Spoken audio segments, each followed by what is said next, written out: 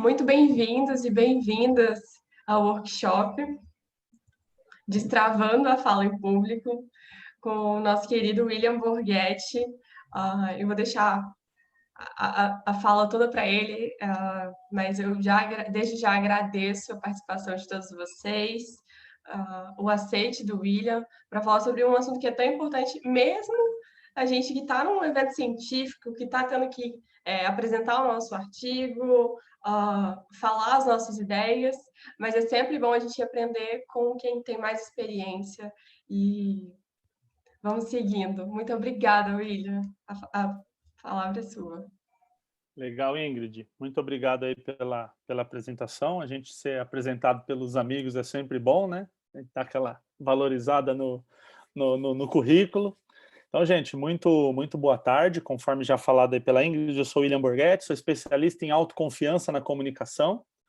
E hoje eu quero abordar com vocês aqui essa questão de como ter confiança para quando a gente precisa falar em público.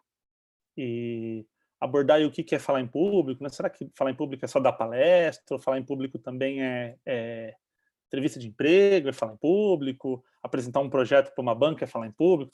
Tudo é falar em público, né? Antes de eu começar a apresentação de fato, eu gostaria de pedir para quem tiver possibilidade que abra a câmera, tá? Para quem não tiver de pijama, né? Para quem não tiver de pijama, tá? Quem estiver sem roupa, coloque a roupa, por gentileza, para a gente não ter... Agora tem muita coisa, né? Tem acontecido muito assim, a pessoa está trabalhando, passa alguém pelado atrás, tá um negócio meio... Ou esquece de desligar a câmera e sai andando e só tá com roupa da cintura para cima, né? Então tá rolando aí umas coisas assim. Então, quem puder deixar a câmera ligada é legal, porque isso gera interação. E vocês vão perceber aqui, como eu estava falando para a Ingrid e para o Leonardo aqui antes da gente começar, vocês vão ver que eu não vou usar slide, não vai ter apresentação, não vai ter nada disso, então é um bate-papo mesmo. E a interação de vocês é extremamente importante para que a gente dê dinâmica, para eu não ficar aqui pregando para vocês e vocês ficarem me ouvindo, tá? Então, quem puder abrir a câmera, quando eu fizer as perguntas, participar pelo chat, pedir a palavra, se tiver alguma pergunta durante a apresentação, podem me perguntar, podem perguntar pelo chat, perguntar pelo microfone. Fiquem muito à vontade, porque eu não estou aqui para ser o guru, sabe? O guru da comunicação veio trazer uma palavra de iluminação. Não sou esse profissional, sou alguém que estuda muito sobre a questão do medo de falar em público. Vocês vão perceber que a gente vai falar muito mais de questões terapêuticas do que propriamente dita de palco, sabe? Vou falar menos de tom de voz e gesticulação e vou falar mais de por que a gente tem medo e de onde vem esse tipo de medo. Então, vocês estão aí autorizados a, sempre que tiverem uma pergunta, me abordarem, pedirem a palavra, escreverem no chat, tá? Que assim a gente vai ganhando bastante dinâmica na apresentação. Bom, para a gente começar a falar do assunto, eu quero abordar situações corriqueiras que as pessoas passam devido ao medo de falar em público. E aí, como eu falei agora há pouco, primeiro assim, vamos definir o que é falar em público. Será que falar em público é só dar uma palestra num congresso? Será que falar em público é acima de 100 pessoas? Será que falar em público eu preciso ter microfone? Se eu não tiver microfone, não é falar em público? Então, na minha definição, você fala em público toda vez que você fala para alguém, ou você fala com alguém. A entrevista de emprego é um exemplo legal, que você fala para uma pessoa. Tem uma pessoa na tua frente, mas ali você tem que desenvolver toda a tua comunicação. Você tem que vender um conceito para aquela pessoa. Às vezes eu escuto assim, William, não, mas eu sou pesquisador, eu não sou vendedor. Todo mundo vende. Tá? Ou a gente vende um produto, um serviço, que é o vendedor mais comum, né? Se a gente pensasse um estereótipo de um vendedor, mas nós também vendemos ideias, nós também vendemos conceitos, nós vendemos a nossa imagem, nós vendemos, por exemplo, num relacionamento amoroso. Você vai tentar lá, tá, tô negociando ali com a menina, com o rapaz que eu quero que seja minha namorada, meu namorado, eu preciso vender ali os meus pontos fortes, eu preciso convencer aquela pessoa de que eu sou um bom partido. Então a gente sempre está vendendo, em todos os momentos. E a gente está sempre falando em público. Então quando você fala assim, eu tenho medo de falar em público porque eu não gosto de 1000 pessoas. Para você fazer entrevista de emprego, tem uma pessoa. E para gravar vídeo, que tem 0 pessoas junto com a gente? A gente está no quarto sozinho e o medo de falar para a câmera é igual. E aí eu costumo dizer o seguinte, quando você falha para falar em público, né, eu gosto de usar uma frase que é o medo de falhar em público. Colocar um Hzinho ali, né, no meio da palavra. Então, é o medo de ter medo. Então, vai que eu chego lá na hora e lá eu tenho medo, aí eu não sei o que eu faço se eu tiver medo por um acaso. Assim. Então, é o medo de ter medo lá no futuro. E eu costumo dizer que é complicado acontecer algum problema com a gente quando a gente vai falar em público. Então, você chega lá para apresentar, você esquece, você escorrega, você cai, você fica envergonhado, sei lá, qualquer problema. É difícil esse momento. Só que o pior momento é o pós. Porque, assim, reprovar numa entrevista de emprego porque você não conseguiu falar é ruim. Agora, ter que chegar em casa e contar para sua esposa, para o seu marido, para o seu pai, para sua mãe, que você reprovou na entrevista de emprego, é pior ainda. A gente se sente ainda mais desvalorizado. Às vezes, nós temos aqui muitos universitários, às vezes o pai, a mãe, enfim, os responsáveis, eles investem na tua formação. Quem faz aqui universidade pública não paga mensalidade, mas tem um custo, né, para estudar, enfim. Então todo mundo precisa investir na educação. E às vezes os seus pais, eles estão investindo, e aí você tem que chegar para eles e contar, olha, sabe o que é, pai? Sabe o que é, mãe? Eu cheguei lá e travei lá, não falei, perdi a oportunidade do trabalho. Então esse pós-travada é a pior parte. E aí a gente não dorme, a gente fica remoendo. Porque quem aqui nunca discutiu com alguém e aí a hora que chegou em casa, que deitou, que a cama, falou, porra, devia ter falado desse argumento aqui. E aí eu gosto das câmeras ligadas, porque eu tô vendo o pessoal aqui, caramba, comigo isso já aconteceu, que é absolutamente normal. E aí vocês vão entender daqui a pouco, a gente vai entrar nessa abordagem, o porquê que isso acontece. Por que a nossa mente trava nesses momentos? Né? Isso é uma coisa que a gente vai abordar em breve. Então, ou você já passou por essas coisas que eu acabei de falar, problemas na entrevista de emprego, e apresentar um trabalho na escola e não sair, sabe? Parece que é uma pessoa totalmente incompetente no que está fazendo, e não tem nada a ver com competência. Eu tenho um professor, o Reinaldo Polito, provavelmente muitos daqui conhecem ele, hoje é a maior autoridade em oratória, né? Um senhor já, ensina oratória há mais de 40 anos. Ele fala o seguinte, profissional que não sabe se comunicar passa por incompetente.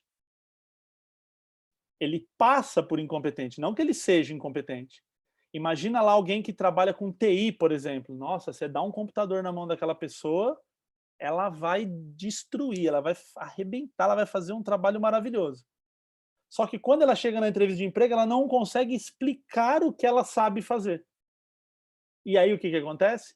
A pessoa fala, essa pessoa não entende nada de TI. Tem nada a ver capacidade técnica com comunicação. Mas a comunicação, ela faz parte desse contexto. Então, toda vez que você for se apresentar e não conseguir passar o que está na tua mente, você pode passar por incompetente. Quando a gente vai numa empresa, a gente fala sobre missão, visão e valores, né? Provavelmente você já for em alguma empresa, tem lá um quadrinho com missão, visão e valores.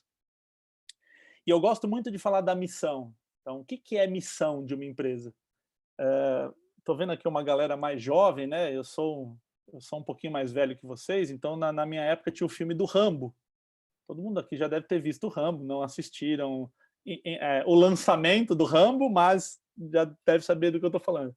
O Rambo era um cara lá do exército, que ele tinha uma metralhadora e tal, e ele tinha uma missão. O que é a missão? para que você veio aqui para a guerra?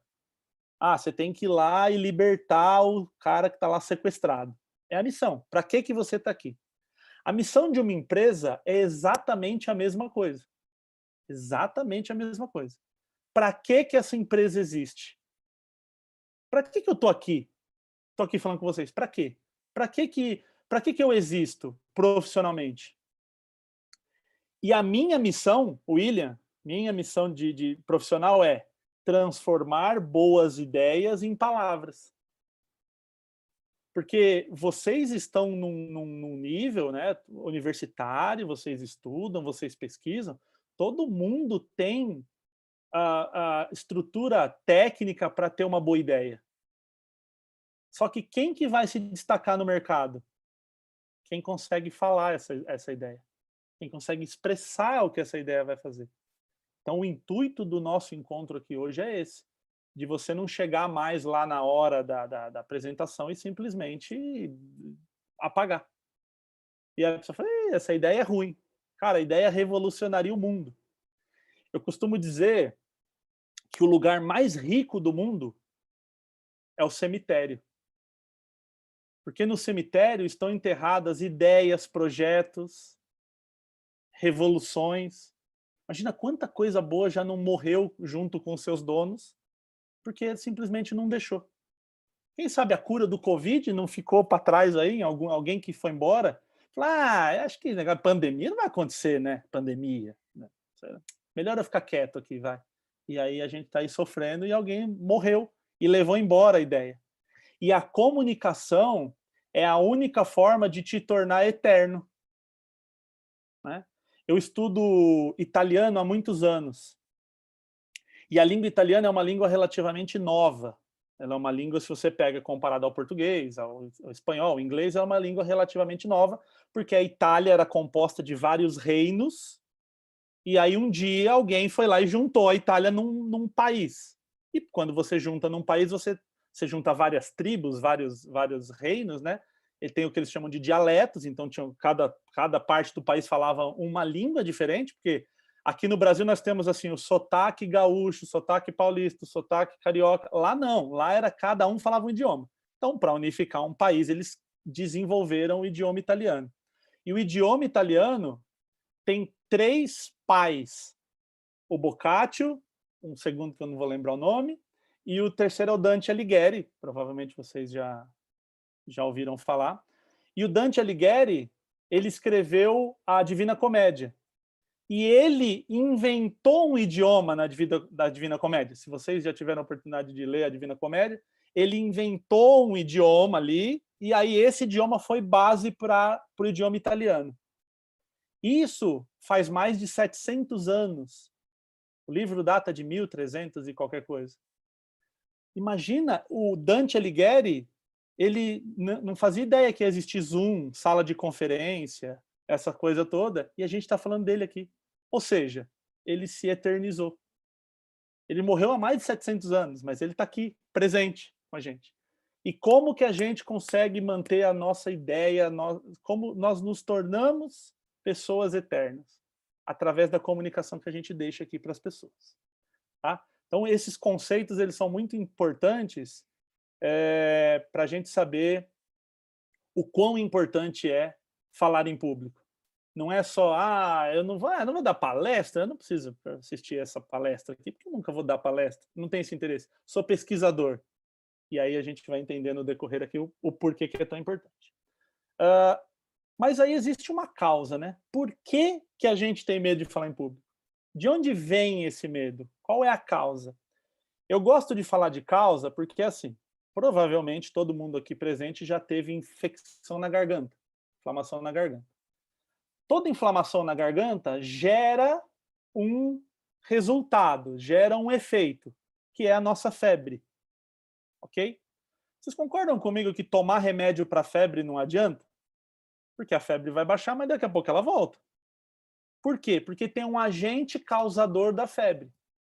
Então eu preciso resolver a causa. Se eu matar ali a bactéria que está na minha garganta, a febre vai embora sozinha. Eu não preciso me preocupar com a febre. Eu só preciso resolver a causa daquilo ali. Ou seja, eu tenho causa e tenho efeito. O medo de falar em público é um efeito. Então, por que que muita gente me procura e fala assim, William, já fiz muitos cursos de oratória e não resolvo o meu problema de falar em público? Por quê? Você está tomando remédio para febre. Porque não adianta você ensinar uma pessoa que tem medo de subir num palco a fazer tom de voz e gesticulação. Deixa eu ver que tem um comentário aqui da Ingrid, né? Falou para o pessoal ficar à vontade. Quem quiser ligar a câmera ainda está liberado, tá? O Guimarães Rosa fez um pouco do que Dante fez em Grande Sertão Veredas. Olha aí, eu confesso que não conheço a fundo a história, mas olha que coisa legal. E assim, sei lá, quando que o Guimarães Rosa morreu e a gente está aqui, está viva a obra, né, dele.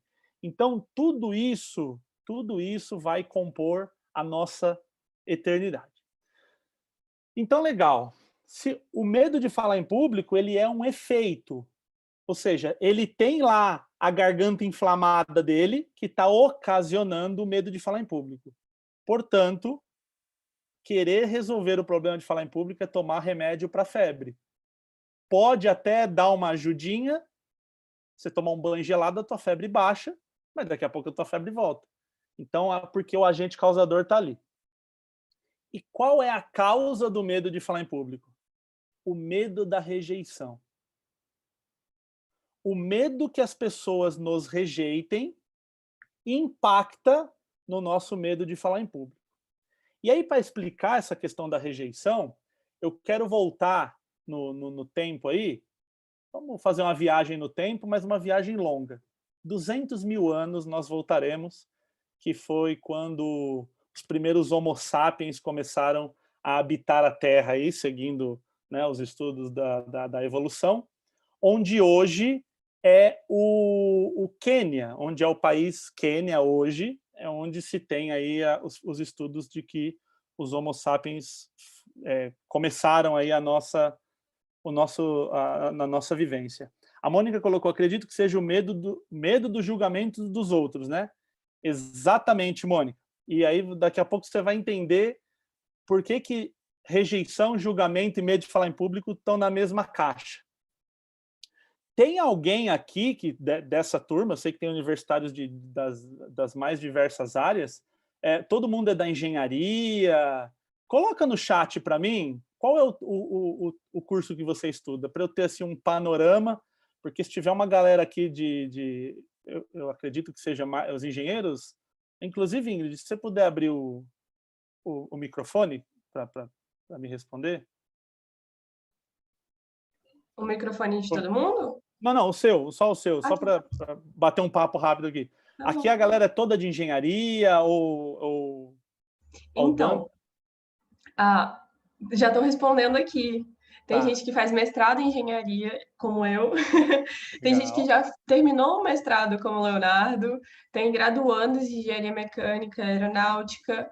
A maior parte das participantes do workshop são estudantes de engenharia, assim, num Tá, da área contexto de engenharia. geral. Legal. Mas deve ter professor aqui também. Tá, muito bom.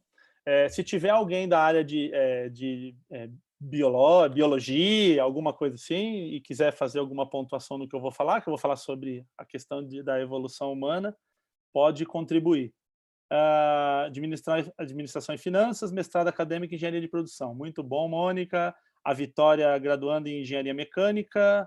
A Marcela, Engenharia e graduanda de Pedagogia. E o Danton Miller, imagino que seja, Engenharia Aeronáutica. Cara, aí é show, hein? Eu estava falando para a Ingrid, acho que no começo, não sei se já estava todo mundo aqui, que a minha irmã é piloto de avião na Emirates. Ela pilota o A380, e acho que o Danton conhece a máquina, né? É um avião que sobe aí com 600 toneladas de peso, e a minha irmã, ela é bem magrinha, assim, eu falo, não acredito, né, que ela sobe tudo aquilo ali, né? Você entra naquele avião, parece uma cidade, assim, é uma coisa absurda. Bom, então pegando o nosso avião aqui e indo lá para 200 mil anos atrás, aquele Homo sapiens que existia há 200 mil anos atrás, ele tem a capacidade, ou ele tinha, melhor dizendo, a capacidade cognitiva exatamente igual à nossa hoje. Se você pega o primeiro Homo sapiens e um bebê que acabou de nascer agora, nesse instante, esses dois têm a mesma capacidade cognitiva. Ao longo desses 200 mil anos, e aí 200 mil anos, gente, tem literatura que fala 100, tem literatura que fala 300, então a gente vai usar uma base aqui de 200 mil anos, é exatamente a mesma. Ou seja, se você ensinasse um Homo sapiens lá da época da caverna a mexer num iPhone, ele mexeria. Se você ensinasse ele, ele teria capacidade cognitiva de aprendizado de fazer aquilo. Então, ao longo desses 200 mil anos, poucas coisas se alteraram. Uma das coisas, por exemplo, que é legal, é biologia, não tem muito a ver com o nosso assunto, mas assim, pessoas que são intolerantes à lactose, pessoas que não conseguem beber leite, o ser humano, o primeiro lá era intolerante. Então, quem consegue beber leite é um ser humano que tem um DNA de evolução.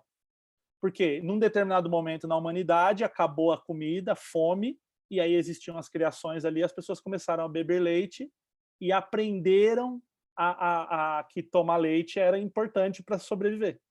Principalmente em regiões frias, onde o leite não estragava. Então, quando você pega, por exemplo, a população nórdica, quase 100% das pessoas consomem leite. A China, que nunca teve cultura de leite, cultura laticínia, vamos chamar assim, dificilmente um chinês bebe leite até hoje. Então é uma coisa que a nossa evolução foi criando. A Raíssa colocou o dente do siso, exatamente. O Danton, essas falas só atiçam minha vontade de fazer um teste de ancestralidade. Cara, isso é fantástico.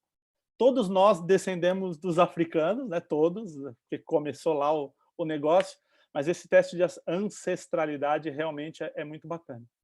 Então, olha que interessante, o ser humano é igualzinho, o ser humano de lá e o ser humano daqui. Então, existem coisas que aquele ser humano tinha medo que não faz mais sentido o ser humano de hoje ter. Só que a gente trouxe o DNA para cá. Então, vamos aos exemplos. Se você parar para analisar um ser humano mediante o restante da natureza, nós não somos o animal mais forte, nós não somos o animal que nada melhor, nós não somos o animal mais rápido, nós não somos o animal mais ágil.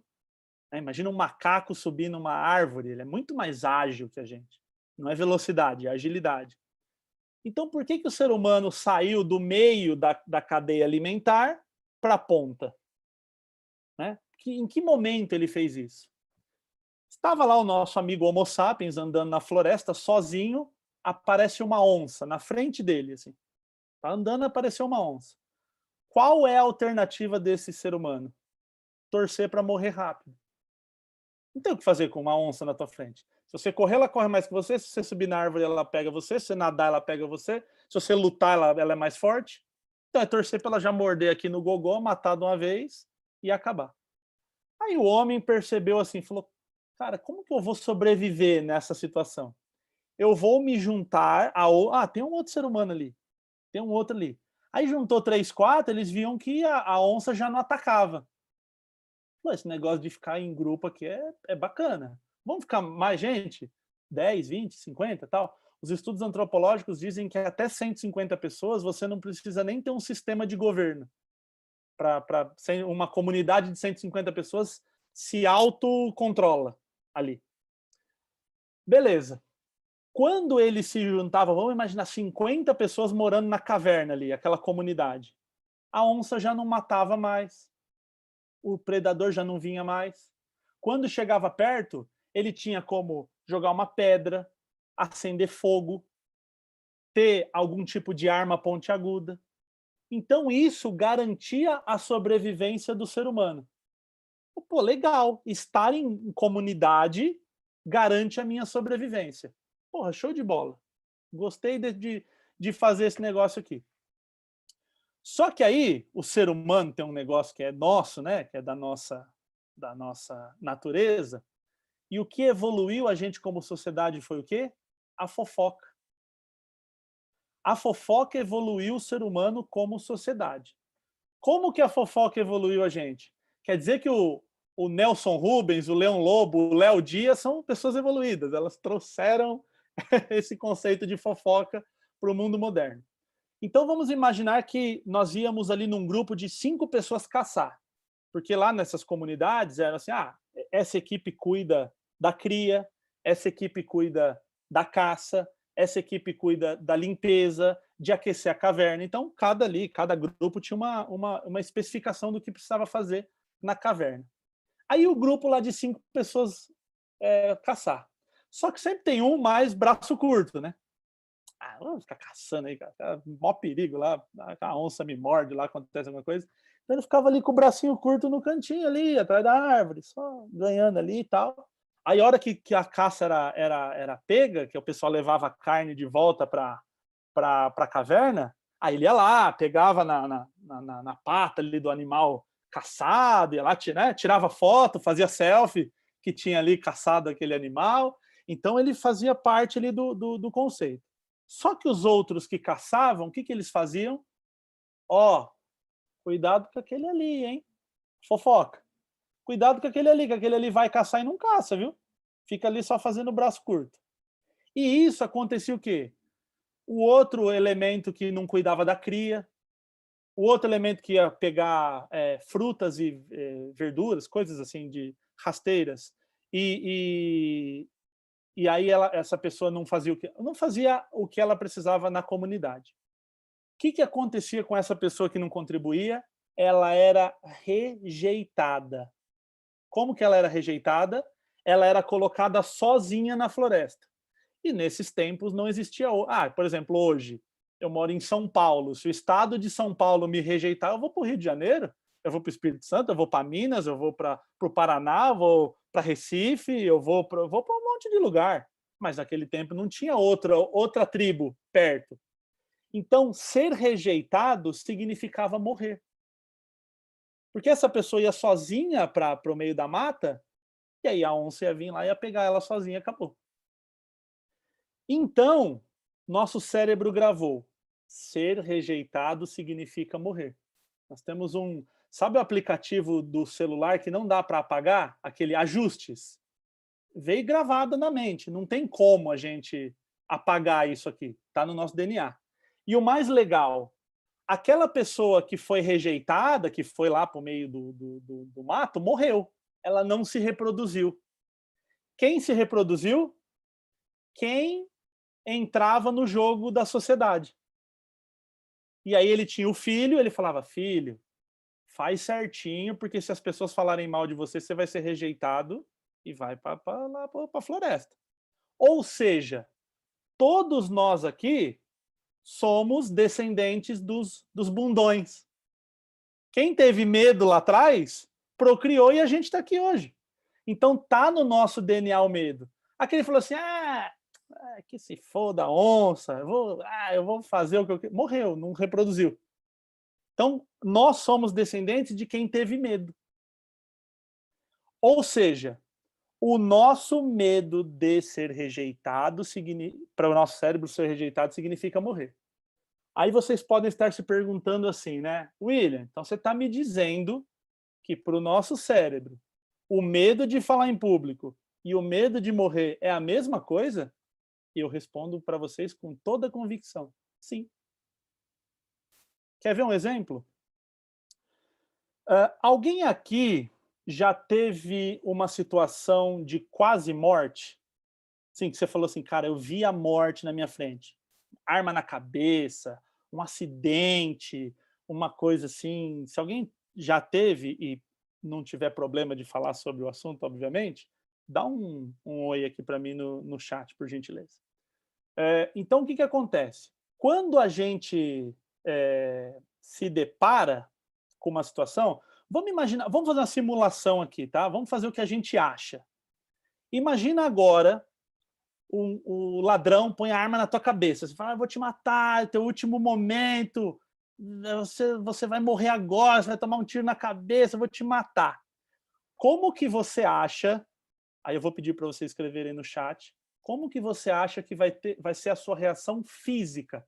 Vai dar medo, vai dar ansiedade, vai dar um monte de coisa psicológica, mas eu tô falando físico, que você consegue sentir no teu corpo. Como você acha que o teu corpo vai reagir com uma arma na cabeça e falar: mano, vou morrer agora, assim, com muito medo? Imagina a coisa mais medo. Ó, a Ingrid falou, vou suar muito. Aí, deixa eu abrir aqui o chat. Vou suar nas mãos, coração acelerado, corpo trava na hora, não raciocina nada, tremedeira, suar e tremer. Então, normal. Passar por isso, karma na cabeça. Agora, vamos pegar tudo que está lá no chat e vamos só mudar a pergunta. Quando eu vou falar em público, como que o meu corpo reage? Vou ler o chat para vocês, hein? Ver se encaixa. Quando eu vou falar em público e tenho medo, eu suo muito, dá suor nas mãos, coração acelerado, corpo trava na hora, não raciocina nada, tremedeira talvez, suar e tremer. Por quê? Porque o teu cérebro sempre vai cuidar da tua sobrevivência. Tem uma frase que eu gosto muito que é: prioridade não tem plural. Não dá para ter duas prioridades, você tem que ter uma prioridade. Qual é a prioridade do teu cérebro? Sobreviver. Você está aqui assistindo a palestra do William, tal, está escrevendo, está participando, explodiu um negócio aí na tua casa. Não, daqui a pouco eu vejo que está explodindo ali, porque a palestra está interessante. Não é assim. O teu cérebro vai desligar tua audição, tua visão, vai desligar e vai fazer você ter foco só em fugir. Tanto que quando a gente está com medo de falar em público, e se alguém já passou por isso, você fica procurando a porta de saída. Como que eu fujo daqui? Como eu saio desse lugar? Porque é uma ação normal de fuga. Inclusive, a neurociência chama, quando a gente tem essa descarga de adrenalina, de fight or flight. Lutar ou voar, né? Ou fugir. Então, quando eu tenho a descarga de adrenalina do medo, eu posso enfrentar. O carro caiu em cima de uma criança e a mãe foi lá e ergueu o carro para salvar o filho. A gente vê essas notícias assim, né? Então, uma mãe não consegue erguer um carro no dia normal. No outro dia ela vai tentar erguer o carro não levanta. Mas a adrenalina era tanta do enfrentamento, porque ela via o filho ali, a cria morrendo, que ela conseguia levantar o carro. Ou a gente tem o normal, que é o tal do flight, que é o voar. E aí, quando a gente decide voar, correr, o nosso cérebro prepara a gente para fugir. Como que ele prepara a gente? Agora, gente, eu vou falar agora assim, tem umas paradas de física, então vocês são engenheiros, me corrijam se eu estiver errado, tá? Imagina, vamos lá, hein? Falar de engenharia agora. Você tem um fluxo sanguíneo no teu corpo, então você tem vazão e pressão, ok? Todo mundo aí, engenharia, vazão e pressão, beleza. O teu cérebro ele vai diminuir as suas artérias, as suas veias, todo o seu sistema venoso, porque como você vai correr, se você tiver um corte durante a fuga, você vai sangrar a menor quantidade possível. Ele prepara você para fugir dali, para que você não tenha uma hemorragia e morra. É que ele está preparando você para fugir. Eu tenho um fluxo de sangue na minha veia. Eu faço isso aqui. Diminuir a vazão, o que acontece? Sobe a pressão. Por isso que pessoas com medo têm pico de pressão sanguínea, porque a pressão sobe. E aí, se o coração já está meio baleado com algum problema, a pessoa chega até a infartar às vezes, né? A pessoa você fala assim, aconteceu, morreu uma pessoa, a pessoa, pá, infarta, passa mal. Por quê? A pressão sobe porque a descarga de adrenalina diminui o fluxo sanguíneo. Como a gente vai sair correndo, o que vai acontecer? A gente vai esquentar, nossa temperatura vai subir. Ele, sabendo que a temperatura vai subir, o que ele faz? Inteligentemente, troca de calor. Todo mundo da engenharia que sabe do que eu estou falando. Ele te sua preventivamente para que quando você correr, porque se você atingir 40, 41, 42 graus, você desmaia. Ele tem que te manter em 35 graus, 36, 34. Então, olha que inteligente. Outra coisa legal. De novo, engenharia. A engenharia do corpo humano. Se você vai fazer um equipamento que precisa ter velocidade, qual o primeiro conceito que um equipamento de velocidade tem que ter? Pouco peso. Quanto mais leve é o meu carro, menos motor eu preciso para ter velocidade dele. Aí ele pensa assim, o que dá para tirar do corpo que não precisa, para ele ficar mais leve? Ele fala, já sei, fezes e urina. Por isso que pessoas com muito medo têm diarreia, urinam na calça, é involuntário. O seu sistema, o seu medo simplesmente liberam esse conteúdo para que você corra mais rápido. É inteligente, mas não é muito bacana, né? Isso que ele faz. A gente fica vermelho, né? A gente fica vermelho quando a gente está com medo, ali com vergonha. Por quê? O teu cérebro está trabalhando ali muito rápido. Quando eu tenho uma máquina que trabalha muito rápido, eu preciso do quê? Preciso de lubrificação. Qual que é a lubrificação do cérebro? O sangue. Ele precisa de mais sangue, de mais oxigênio para que ele consiga trabalhar ali. Qual é a pele mais fina do corpo humano? O rosto. Então eu concentro sangue na minha caixa craniana, e aí a concentração de sangue, por o fato da pele ser muito leve, ser muito fina, eu transpareço aquela cara vermelha ali de medo, de pânico, de vergonha. Então olha como que o corpo ele tá te protegendo. Ele acha que a onça vai aparecer ali na palestra. Para ele é a mesma coisa. E aí, quando a gente vai fazer uma apresentação que a gente está com muito medo, de novo eu vou pedir para vocês escreverem no chat, por gentileza. Quando você pensa naqueles 10 segundos antes de entrar. Sabe lá que o locutor tá assim, e agora com vocês, fulano de tal, ele vai falar teu nome, ou o professor vai chamar você para apresentar, ou o entrevistador fala, fulano, entre aqui, fulana, pode vir. Aqueles 10 segundos antes, o que passa na tua mente? Escreve para mim no chat aqui.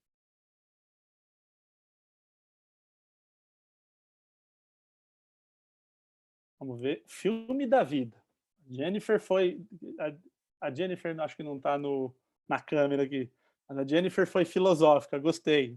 Faça um filme da vida. Frio na barriga. Não, agora, Mônica, o frio na barriga era da parte mais física. Eu vou pedir que vocês coloquem mais a questão psicológica. O que você pensa? Tipo, o que está habitando a tua mente ali? Qual o comando que o teu cérebro está te dando? Ó, a Raíssa colocou, não tem como voltar atrás. A Marcele, acho que nada, dá um branco. Legal, apaga. A Ingrid, Deus ajuda. Muito bem, começa logo. Tá. Olha que cara... Gente, eu não conheço nenhum de vocês, ninguém foi combinado, tá? Antes da palestra, né? Vocês estão colocando aqui, a gente está se conhecendo hoje. Mas olha o padrão que tem a resposta de todo mundo. E sempre é assim. Sempre é assim. Existe um padrão na resposta de vocês. Eu. Vai me dar um branco, eu vou esquecer, Deus me ajuda, não tem como eu voltar atrás, começa logo para eu me livrar. Eu. E aí, vocês anotem isso que eu vou falar, que talvez seja a coisa mais importante da palestra. Comunicação sempre é para o outro. Já pararam para pensar que a gente nunca pensa no entrevistador antes da entrevista? Deus, ajude o entrevistador. Não, ajuda eu. O entrevistador que se lasque, ajuda eu. Será que o entrevistador vai ter um branco? Estou preocupado com ele. Não, eu estou com medo de ter um branco. Eu estou com medo de passar vergonha. Eu estou com medo de ser rejeitado. Porque a empresa, quando eu não passo na entrevista, é uma forma de rejeição. E aí eu estou sendo rejeitado. E lembra, o cérebro humano não sabe lidar com rejeição. Ele acha que é a morte, ele ativa o modo sobrevivência. Toda vez que a gente ativa o nosso modo de sobrevivência, a gente atinge junto uma coisa muito ruim chamada egocentrismo ou egoísmo. O sufixo ismo, na língua portuguesa, ele serve para falar relacionado a, ou seja, patriotismo, ismo relacionado à pátria. Canibalismo relacionado aos canibais. Egoísmo relacionado ao ego. O que quer dizer ego? Ego, em grego, significa eu. Ou seja, a entrevista de emprego é relacionada a mim. A palestra é relacionada a mim. Essa palestra aqui é relacionada a mim no meu egoísmo, não você. Vocês são só um detalhe da palestra. O importante aqui sou eu, o guru da comunicação. alguém que vai falar e os meus súditos vão me ouvir. Esse é o egoísmo pensando. Quantas vezes que a gente está com medo de falar em público que a gente pensa no outro? Quantas vezes a gente vai fazer um vídeo e fala assim, as pessoas precisam desse conhecimento? Não, vão rir de mim. Então, gente, comunicação sempre é para o outro. Já conversaram com uma pessoa que só fala dela? Não, porque eu sou bom, porque eu viajei, porque eu fiz, porque olha olha como eu sou inteligente, olha como... Quando você fala uma coisa assim, nossa, eu ganhei R$ 1 milhão, a pessoa ganhou 2. Olha, eu já viajei 100 países. Não, eu já viajei 150. Eu já viajei todos os países. Eu falo, já fui para Marte. Eu fiz mais. O que é isso? É o egoísmo, é o egocentrismo. E não é chato pra cacete a gente falar com alguém que só fala dela? E com quem que a gente gosta de conversar? Com pessoas que fluem a conversa. Então eu vou lá bater um papo com o Leonardo. Leonardo, e aí, cara, pô, a Ingrid falou que você fez o mestrado, me conta mais. Aí eu, pô, fiz o mestrado, tal. E você, William, o que você já estudou? Né?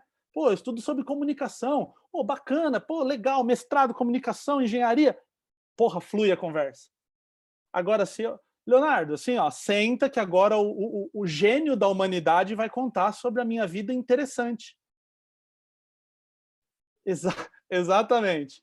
Por isso, gente, quando vocês forem contar uma história da vida de vocês, ninguém quer saber da sua história, tá? Já guardem isso aqui. Ninguém tá nem aí. Ai, passei fome. Isso aí ninguém quer saber. As pessoas estão preocupadas, cada um com a sua vida. Ninguém quer saber da tua história de graça. Alguém quer saber o que eu almocei hoje? Onde eu fui ontem à noite? Alguém tem esse interesse? Não. Agora, se a sua história de vida tiver um conceito de ensinamento, olha, eu passei por isso, resolvi dessa forma e você pode resolver tua vida assim. Aí você gerou interesse. Todo mundo aqui, independente da religião, já deve ter ouvido falar de parábolas bíblicas. Parábolas bíblicas. O que é uma parábola bíblica? É uma historinha, mas no final da historinha tem uma ideia, um conceito, uma lição. Não é uma historinha, ele foi lá e filho pródigo, foi embora lá e depois voltou e era isso. Não.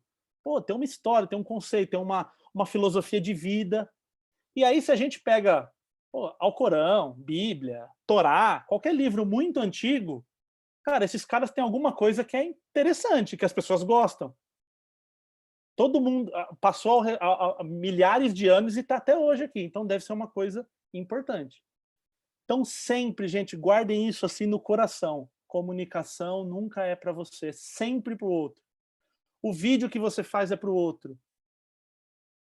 A live que você faz é para o outro, a palestra que você dá é para o outro. Tudo que eu estou falando aqui para vocês, eu sei. Eu sei o que eu estou falando aqui.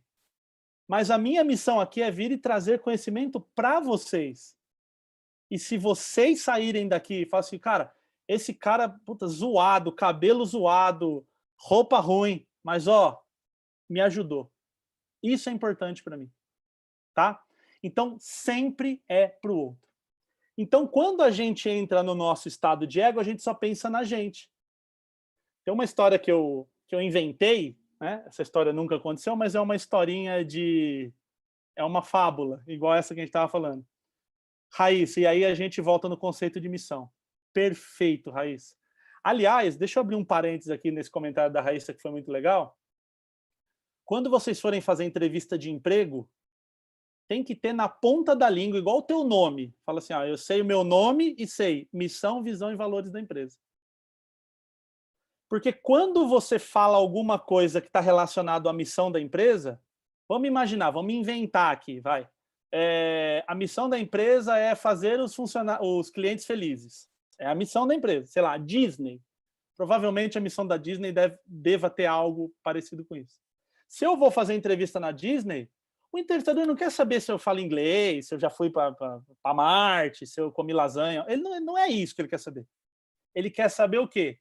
Como eu, com o meu conhecimento, ajudo a Disney a deixar os clientes mais felizes. E se você tem a missão na empresa, que toda empresa tem, e está lá no site disponível para quem quiser ver, se você falar da missão, essa empresa vai te dar a devida atenção e a tua chance de ser contratado numa entrevista de emprego é muito alta. Aliás, eu tenho um projeto dentro da Mauá que nós temos 6 alunos em grandes empresas e os 6 foram contratados. Será que esses 6 são os engenheiros da Mauá são mais bem preparados como engenheiros que os da USP, que os da PUC, que os da Federal, de qualquer federal do Brasil? Será que tecnicamente eles são superiores? Ou será que eles são iguais ali, porque são grandes instituições, porém eles conseguiram comunicar a intenção deles e falar do outro, não falar de mim? Então, por exemplo, falar que fala inglês numa entrevista é legal? Desde que isso ajude na missão. Pô, se eu vou na Disney e o meu cliente precisa conversar em inglês e eu vou fazer ele mais feliz falando inglês, é importante. Lembra, gente, empresa foi feita para dar lucro. E a empresa, para gerar lucro, ela tem problemas. E ela contrata pessoas para resolver os problemas que ela tem. Ninguém abre vaga assim, vou abrir uma vaga porque eu vou dar uma força aí no Covid, a galera está desempregada, eu vou abrir aqui uma vaga. Empresa nenhuma faz isso. Então, nós precisamos resolver o problema da empresa, tá? Só fazendo aí uma abordagem do que a Raíssa falou. O Vanderly falou que acho que não vai poder ficar, né? Uma pena, Vanderly, mas espero que a quantidade aí que você conseguiu assistir tenha feito sentido. Bom, então eu quero dar para vocês 4 passos para que vocês falem com mais confiança a partir de hoje, tá? 4 passos para vocês falarem bem em público. Passo número 1, e ele não é o primeiro por acaso, porque ele é o primeiro passo, ele é a primeira coisa que tem que fazer. Se não fizer isso, tudo que eu falar desse momento até o final da palestra, joga fora. Antes também, né? Esse aqui, se não fizer, isso aqui não valeu de nada. Controle o seu ego. Ninguém liga para você. As pessoas só ligam para você quando você entrega resultado, quando você entrega conhecimento, quando você entrega evolução. Todas as pessoas do mundo são interesseiras. Quem veio aqui nessa palestra hoje falando assim, vou lá que eu vou fazer volume lá para o William, porque ele é um cara legal. Vou lá, só ficar lá online para dizer. Espero que, se tiver alguém que fez isso, eu quero agradecer aqui pessoalmente, né? Todo mundo veio aqui com interesse, o interesse de aprender. Então, sempre a gente tem o interesse. Quando você abre o YouTube, tem 1 trilhão de vídeos no YouTube. Por que você escolhe os vídeos que você escolhe? Porque na tua mente você faz uma pergunta: o que eu ganho com isso? Por exemplo, eu não ganho nada vendo vídeo de maquiagem. Então eu não assisto vídeo de maquiagem. Vídeo de maquiagem é ruim? Não. Só que quando eu me pergunto, eu não ganho nada. Aí eu fui chamado para dar palestra num evento de cílios. Eu não sei se eu falei na palestra ou se eu conversei antes, né? Eu falei aqui, mas eu não sei se todo mundo sabe, eu vou dar uma palestra, foi antes, né? Eu vou dar uma palestra domingo num congresso de cílios, para falar de comunicação e tudo mais. Ou seja, agora assistir um vídeo de maquiagem já começa a ficar importante para mim. Eu ganho com isso. Quanto mais eu entender de cílios, melhor a minha palestra é, mais seguidores, vendo mais dinheiro, mais evolução, mais aprendizado, vou estudar mais, vou ter dinheiro para estudar os melhores cursos. Olha quanta coisa boa em assistir um vídeo de cílios. O teu público sempre vai fazer essa pergunta. O que eu ganho ouvindo cada um que está presente aqui? Para que vocês estão aqui agora? Tem uma diferença, eu gosto de falar preço e valor. Preço e valor. Qual a diferença de preço e valor? Preço é o que a gente paga. Valor é o que a gente leva. R$10 é caro? Uma bala é caro. Uma casa é barato. Por quê? Porque com uma bala é um preço, eu estou colocando muito preço numa coisa que me dá pouco valor. Agora, numa casa, cara, eu vou morar, vou conviver, vou chamar os meus amigos, vou fazer churrasco por R$10. Legal. É aquela história. 100 mil é caro? Uma cobertura no bairro nobre de onde vocês moram, certeza que não é. Você vai arrumar, você vai pedir emprestado, você vai vender as coisas que você tem, né? Então, assim, esse conceito de que quanto do meu tempo eu vou colocar assistindo uma palestra do William, o que eu vou ganhar? Ou seja, o preço aqui é o tempo e o valor é o que vocês estão levando. Se no final da palestra você falar, valeu a pena esse tempo para ter esse conteúdo, eu gerei valor. Cara, que merda que eu fiz ficando lá 1 hora assistindo esse cara falar. Não gerei valor. Então você sempre tem que pensar nisso. As pessoas têm um interesse em aprender.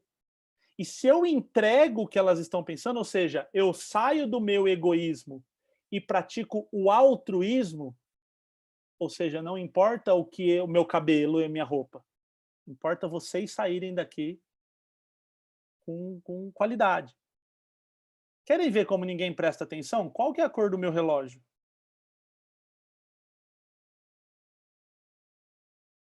Eu não tô de relógio. Tá entendendo? Ninguém quer saber. Vocês estão assim, cara, deixa eu ver a ideia desse cara se me ajuda. Se eu vou ter vantagem ouvindo o que ele está falando. Às vezes a gente fala, ter vantagem, que feio.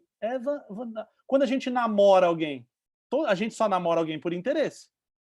Alguns por interesse em dinheiro, alguns por interesse em atenção, alguns em interesse por carinho, mas sempre é por interesse. Sempre. O ser humano sempre tem interesse. Então, vocês imaginem assim, a historinha que eu ia contar era assim. Chegou na tua casa, o esgoto começou a jorrar do vaso sanitário. Assim, um chafariz de esgoto. O esgoto está voltando. Esgoto na parede. E as crianças rolando no esgoto, o cachorro andando no carpete com esgoto, aquele cheiro desgracento. Aí o que você faz? Cara, vou ligar pro seu Zé. Seu Zé é meu desentupidor, o cara da hora. Vou ligar pro seu Zé. Seu Zé, corre aqui e tal, tá entupindo, os moleques estão rolando na merda aqui, tá um negócio trágico. Aí o seu Zé fala assim, eu não sei se eu tô pronto.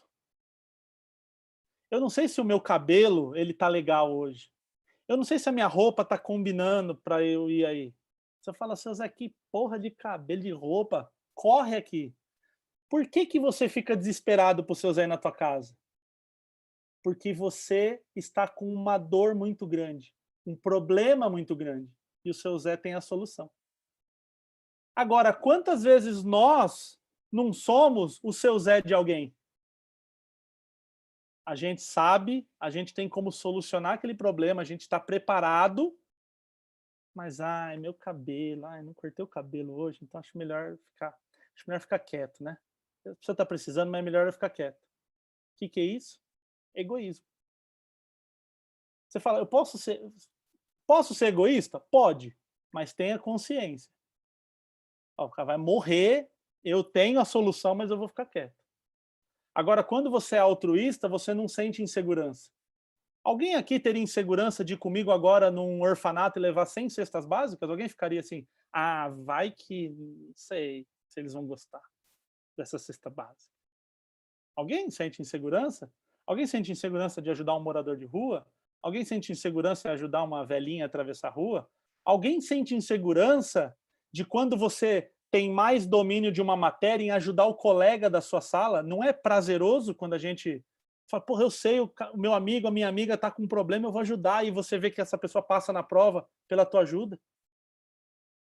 Melhor eu conheço, ia passar na prova, com certeza, mas melhor ficar quieto. Gente, a contribuição está no nosso DNA, nós somos animais sociais. Lembra lá na caverna? Quem ia para a floresta era quem não contribuía. Quem contribuía se mantinha vivo. Então, rejeição significa morte, mas contribuição significa vida, significa sobrevivência.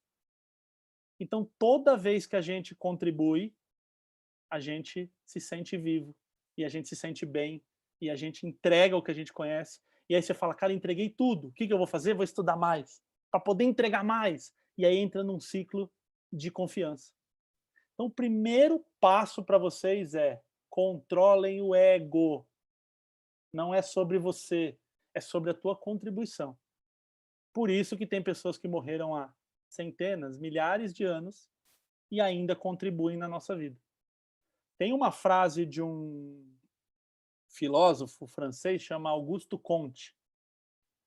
Inclusive, o trabalho dele inspirou a nossa frase da bandeira do Brasil, Ordem e Progresso, que a frase original é amor, ordem e progresso. Tem uma frase inteira, eu vou pedir perdão por não saber, mas assim, amor por princípio, ordem por base, progresso por fim. Acho que até isso, inclusive. Amor por princípio, ordem por base e progresso por fim. Alguém pegou essa frase e criou o amor, ordem e progresso, depois colocou ordem e progresso.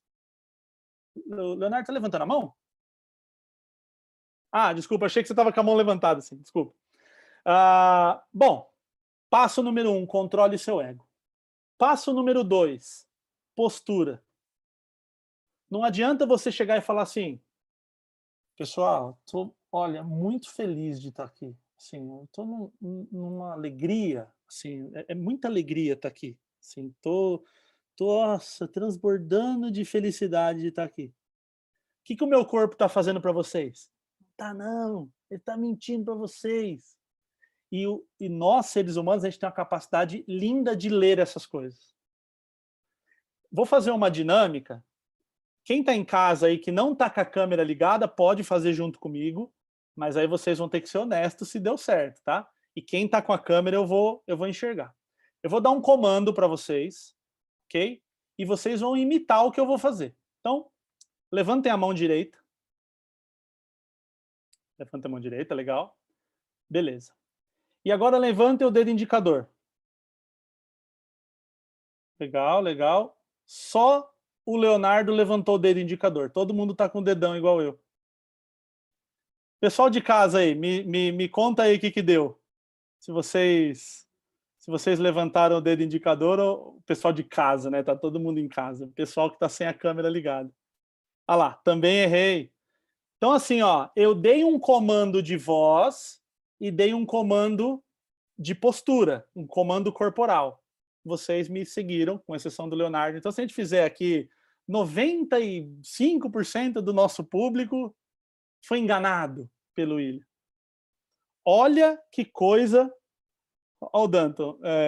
Errei e fiquei pensando se havia levantado a mão certa. E é muito legal que eu falo assim, né? Pessoal, indicador. Aí a pessoa tá assim, eu falo, sim, aqui, ó. Fala indicador, sim, já levantei. E agora? Qual que é o próximo passo? Dá uma olhada na sua mão. Ah, é verdade. Não fiz. Porque a gente lê o corpo. Então não adianta eu chegar aqui e falar assim, pessoal, olha, nossa, é muita alegria estar aqui. Muito motivado. Não adianta, o teu corpo vai te caguetar, ele vai falar que você não tá. Só que tem uma coisa que é muito legal, que essa é uma via de duas mãos. O teu cérebro, o teu pensamento, ele impacta nos teus gestos, e os teus gestos impactam no que você pensa. É uma via de duas mãos. Por exemplo, se nós precisássemos simular agora, se eu falasse assim, simula um choro. Quem tá aí? Todo mundo, vai. Vamos simular um choro. Como que nós faríamos? Eu não vou fazer, que eu não quero induzir. Mas como que você faria para chorar? Simula, finge que tá chorando agora. Vai lá, já tô vendo aqui, ó. Tá vendo? Quem tá olhando para a câmera, o que a gente fez? Tampou o rosto e baixou a cabeça. É um padrão comum de comportamento. Eu tampo, porque eu não quero mostrar, e baixo a minha cabeça aqui, tô chorando. É impossível chorar com a cabeça para cima. E se vocês tiverem crianças no convívio de vocês, que chora todo dia, a hora que ela estiver chorando, você faz assim com ela. Para de chorar na hora. Tenta chorar. Sabe quando a gente... tenta induzir o choro com a cabeça para cima. Não vem. É difícil. Você fala, cara, eu não consigo chorar. Ou seja, a postura interfere no pensamento e o pensamento interfere na postura. Por isso que quando nós estamos num estado de tristeza, de depressão,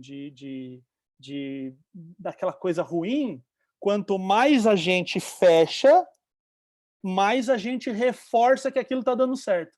Porque o cérebro fala, é para ficar triste mesmo, porque está com a cabeça baixa e com o corpo fechado. Então estou fazendo certinho.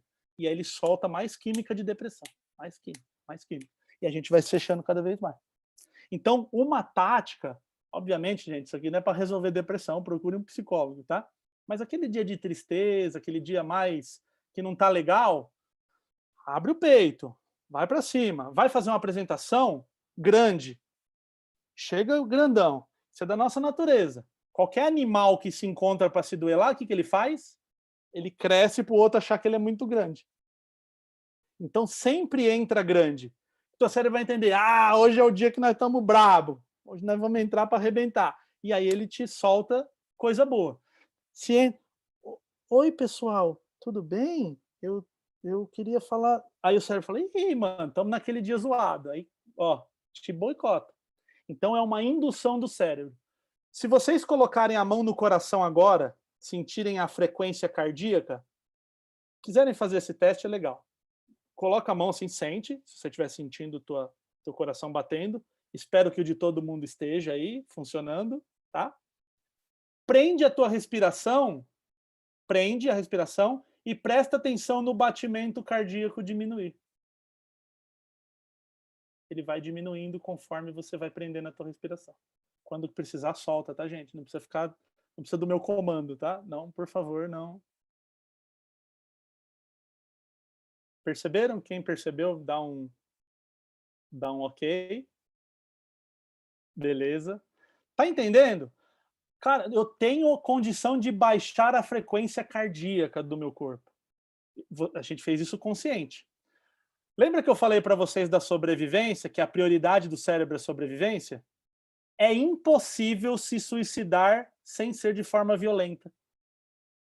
Impossível. Não dá pra, você só se suicida de forma violenta. Não dá para prender a respiração e falar, vou prender a respiração até morrer. Porque ele vai te desmaiar e vai fazer um movimento do teu pulmão sozinho, sem a tua consciência. E você vai voltar a respirar. Não dá para se suicidar sozinho. Tipo, vou morrer. Para o coração. Não consegue. Porque isso é o teu cérebro, ele entra num movimento de garantir a tua sobrevivência. Então, para a pessoa se matar, ela tem que cometer uma violência contra si mesma. Legal? Postura. Então, vamos lá. Passo número 1, controle do ego. Passo número 2, postura. Passo número 3, organizar a sua fala. Muita gente fala para mim assim, mas se eu for chamado, eu vou lá falar o quê para aquelas pessoas? Então, organizando o teu conhecimento, você vai conseguir falar. Esse aí, deixa eu ler o chat aqui, gente, que vieram algumas coisas. O pessoal levantou o polegar, errei. A Raíssa falou, nunca havia pensado nisso, deve ser do choro, provavelmente. Maristelle, isso é verdade. Quando a gente quer segurar o choro, olha para cima.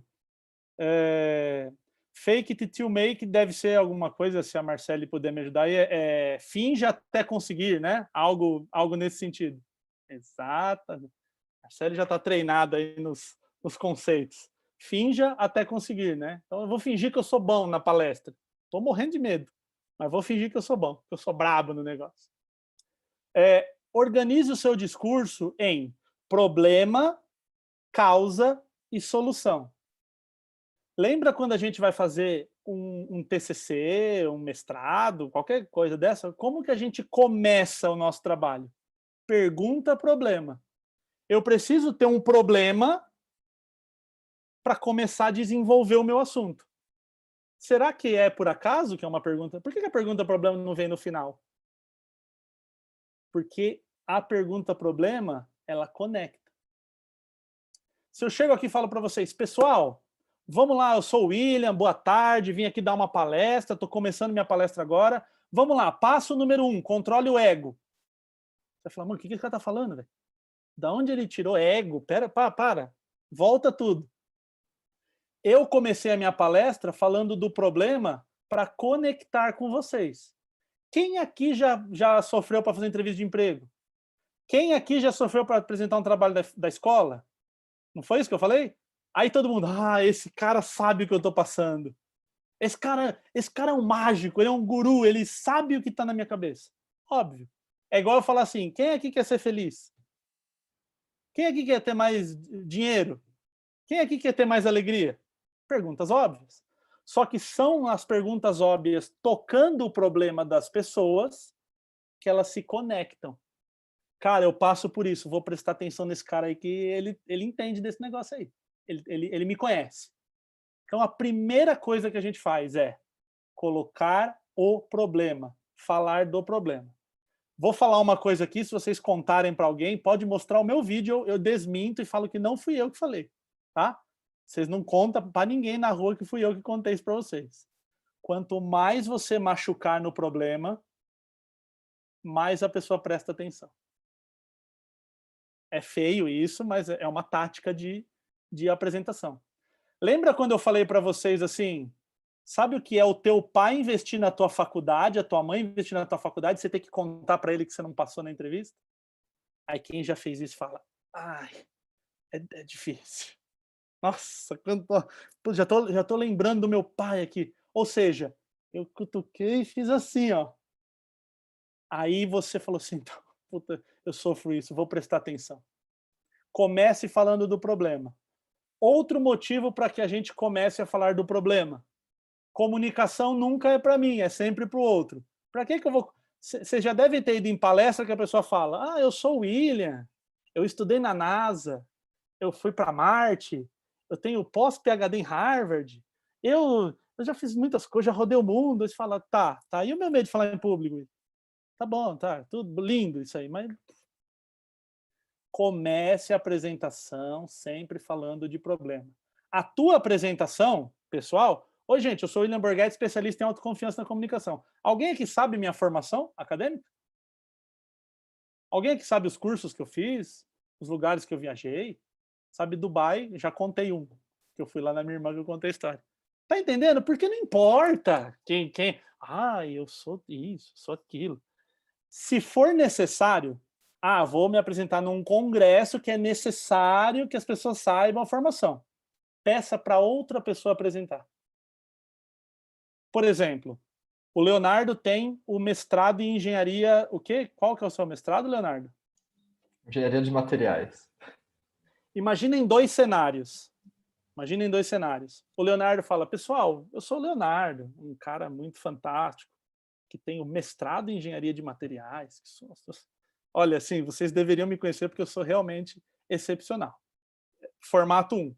Formato 2. Como que eu sei que o Leonardo tem mestrado? Porque a Ingrid me contou. Então, fica uma coisa de admiração pelo Leonardo. Porra, esse cara é foda, ele tem mestrado. Pirei. E pela Ingrid, pela humildade dela em colocar a pessoa em evidência. Ela não falou, eu tenho, eu sou, eu fiz, o meu... Não, quem tem é ele. Cada hora é um que está na evidência. Então, quando vocês precisarem, quando for necessário que a formação... Só engenheiro pode falar no congresso, não vai chegar lá e não fala, esconde, tem que falar porque é necessário. Mas peça para que o apresentador fale o teu currículo. Porque se o apresentador falar que você é sensacional, mestre, lindo, esplêndido, tá tudo bem. É outra pessoa falando. Agora, por exemplo, né? A Ingrid me apresentou, o pessoal lá da Mauá falou que você foi muito bom, foi muito legal, tal. Show de bola. Imagina eu chego aqui, pessoal, eu vim dar palestra aqui porque eu sou muito bom. E o pessoal lá da Mauá adora as minhas palestras. Então eu vim aqui para que vocês me adorem também. Você tá entendendo? Porque eu quero que vocês me adorem.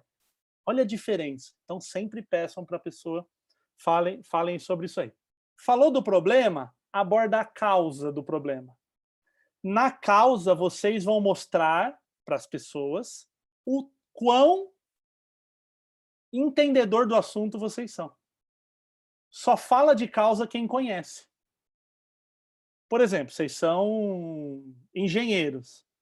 Alguém sabe aqui a causa por que o bolo queima? Sei lá. Ou por que a injeção estoura a veia? Coisas que não tem nada a ver com a cara de vocês. Alguém sabe a causa disso? Não. A gente só sabe o efeito. Cara, eu sei que às vezes o bolo queima, mas por que o bolo queima eu não sei. Por que a veia estoura eu não sei. Mas de engenharia eu sei, porque é onde eu estudo. Que eu digo vocês, tá? Porque eu sou ruim de engenharia pra cacete. Aliás, a primeira faculdade que eu entrei foi de engenharia. Eu fiz 3 meses, tirei 0 na prova de cálculo 1 e desisti da carreira. Vocês são heróis, tá? Queria dizer isso aqui publicamente. E eu fui para a área da comunicação porque fazer cálculo não é comigo. Então, Você fala da causa para mostrar que você entende, que você pesquisou. Onde eu falei da causa para vocês? Contando que a causa do medo de falar em público era o medo da rejeição. E o Homo sapiens e a caverna, tudo aquilo eu estava explicando para que vocês falem, caramba, esse cara estudou isso aí. Ele pesquisou, ele foi a fundo. Faz muito sentido. Ou seja, ele me entende, ele sabe o que eu estou passando e ele conhece do assunto. Aí eu fecho com chave de ouro, eu entrego a solução. Tá, se você passa por isso e você sabe de onde vem, vamos falar de como resolve agora? E aí eu dou um passo a passo aqui de como solucionar. Primeira coisa, controla o ego. Segunda coisa, postura. Terceira coisa, organize o seu discurso em problema, causa e solução. Isso faz uma diferença do cacete para as pessoas que estão assistindo. Porque a gente chama esse trabalho de estado psicológico do sim. Muito provavelmente, se eu fosse vender um produto agora para vocês, vocês estão mais abertos a receber essa oferta. Não vou vender, tá, gente? Tá tudo tranquilo. Na verdade, eu sou um vendedor da Polishop, eu vim trazer a frigideira que não gruda lá, aquela... Aliás, a propaganda da Polishop, se vocês assistirem, ela é problema, causa e solução. Cansado da frigideira que gruda? Cansado de perder jantares com sua família? Isso acontece porque a sua frigideira não tem a inox ultra mega violeta, mas aqui nós temos a Ice Dreamer. A Ice Dreamer tem um conceito da NASA que não gruda comida. Problema, causa e solução. E funciona pra cacete, né? Porque vende muito aquilo lá. Então, gente, organizar o discurso. Pegar o teu conhecimento que está numa sacola toda. Alguém aqui tem irmão pequeno que tem aquela caixa de brinquedo de criança? Tá tudo lá. Ninguém sabe onde, como, mas tá lá. O que a gente vai fazer com o nosso conhecimento? Jogar no chão, arrumar e falar, isso aqui é problema, isso aqui é problema, isso aqui é problema, isso aqui é causa. Isso aqui é problema, então põe lá em cima. Isso aqui é solução. Isso aqui é solução, põe aqui. Essa solução é importante estar primeiro. Porque, por exemplo, se eu falo para você da organização do discurso sem ter falado do ego, não adianta. Então, o ego tem que vir primeiro, depois o discurso. Né? Antes tem que vir a postura. Não adianta você ter uma boa explicação sem ter postura. Tá entendendo que tem uma ordem das coisas? É uma técnica. Para fazer entrevista, gente, eu sei que a empresa está passando por um problema na engenharia, que a engenharia é um desafio nos tempos de hoje. Isso é causado porque todas as montadoras estão trabalhando em prol de novas possibilidades de transporte, e eu, por ser engenheiro automobilístico, venho com... Minha especialidade é XYZ. Olha a diferença de sou William, tenho 34 anos, gosto de viajar. Quem que vai ser contratado? Nós tivemos um aluno lá da Mauá que ele fez uma entrevista na WhatsApp e eu treinei ele para fazer a entrevista. 6.000 concorrentes, 40 vagas. Contratado. Será que os 6.000 engenheiros que disputaram essa vaga sabem menos que ele de engenharia? Será que ele é um sensacional, um novo Einstein que a gente achou ali? Ou ele é um conhecimento padrão de um estudante de uma excelente universidade, mas que conseguiu ter a chamada soft skill, a habilidade não técnica? Porque calcular engenheiro tem que saber. Se não calcular, nem sai de casa. Mas todo mundo sabe mais ou menos a mesma coisa. Aí onde que você vai se destacar? Comunicação, trabalho em equipe, inteligência emocional, finanças. Hoje, por exemplo, vocês sabem bem que hoje o mercado de ações, o mercado financeiro, contrata muito engenheiro. Por que que contrata engenheiro? Porque o engenheiro ele consegue prever o que vai acontecer no aço. Pega esse conceito de previsão e põe no dinheiro. Se está acontecendo isso, é provável que isso aconteça. Então, hoje, os engenheiros dominam o mercado financeiro. Então, todo mundo conhece isso. Mas alguém pensou assim, tem uns engenheiros que manjam de finanças. Traz esses caras para cá. E aí, esses caras estão ganhando muito dinheiro hoje.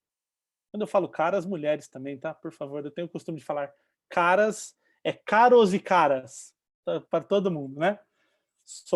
Aliás, 95% de todos os meus clientes são mulheres. Os homens ainda têm dificuldade em buscar autoconhecimento. Meio que assim, não vou fazer um curso com esse cara aí. Que esse cara vai me ensinar a falar em público? Eu sou bom. Quem vai me ensinar a falar em público? E a mulher já tem mais assim, legal. O que tem que fazer? Vamos lá, vamos aprender. Então, existe essa cultura, não sei se no mundo todo, mas pelo menos aqui no Brasil, funciona muito assim. E o quarto, último passo, e não menos importante, é repetição. William, não consigo fazer vídeo. Tá bom. Quantos vídeos você já fez? Já fiz, um. Já fiz, já. Uma vez lá, tinha 10 anos, eu fiz um vídeo. Única profissão que faz uma vez só e resolve. Homem-bomba. Vai lá, explode uma vez, não tem a segunda, é a única que dá. As nossas profissões precisa repetição. Tem uma história do Michael Phelps, Olimpíada de Pequim 2008, 200 metros borboleta. Michael Phelps é o atleta de todas as modalidades, de toda a história, é o atleta que tem mais medalha olímpica. É o atleta de tudo que você pensar, é o ser humano que tem mais medalhas olímpicas na existência da humanidade. Um nadador, ele 4 anos de treino para nadar 2 minutos. Então, olha isso. 4 anos repetindo para colocar a prova em 2 minutos. Quando ele pulou na piscina, entrou água dentro do óculos dele, ele não enxergava. Não estava bem vedado, entrou água. Isso aí tem no Google, gente, a história assim, explicadinha. Entrem depois que é muito bacana. Entrou água dentro do óculos dele, ele treinou tanto aquilo que a mente dele estava condicionada a 21 abraçadas, eu chego do outro lado da piscina. E aí lá foi ele. 2, 4, 6, 8, 20, 21, parede, gira. 12, 5, 10, 15, 20, 21. Recorde mundial dos 200 metros borboleta até hoje. Faz 12 anos isso. E o recorde é dele até hoje, sem enxergar. O que fez ele conseguir esse feito? Repetição. Precisa fazer muitas vezes. Vou dar o exemplo aqui da minha irmã e do nosso amigo, o Danton. Danton ou Danton? Tanto faz. Me chamam das duas formas. E eu Mas não me importo. Como que você se apresenta? Danton. Danton. Legal. Se você Mas se às vezes apresenta... Danton. Como você se apresenta? Dos dois jeitos também. Então, assim, o Danton, que é da área da aeronáutica, né? A minha irmã, que eu contei para vocês, que é piloto de avião. O que diferencia um piloto top do mundo do iniciante? O que diferencia? Como que a gente faz? Esse aqui tem mais horas de voo do que esse. Quem tem mais horas de voo tem mais o quê? Ele repetiu aquilo mais vezes. Ele fez aquilo mais vezes. Ok? Tem mais experiência. Exatamente, Mônica. Tem mais experiência. Ou seja, quem faz mais, tem mais experiência. Às vezes vocês podem falar assim, cara, o William tá dando uma palestra aí, ele não tá olhando, não tem papel, não tem slide. Como que ele sabe isso? Essa palestra que eu tô dando para vocês, eu já dei ela mais de 300 vezes.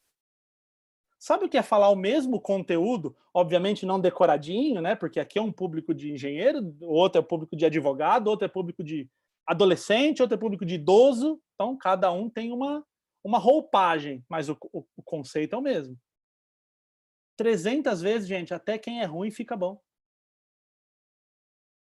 Quem gosta de futebol aqui, quem acompanha futebol, tem uma disputa de quem joga mais, né? Quem é melhor no futebol, o Cristiano Ronaldo ou o Messi.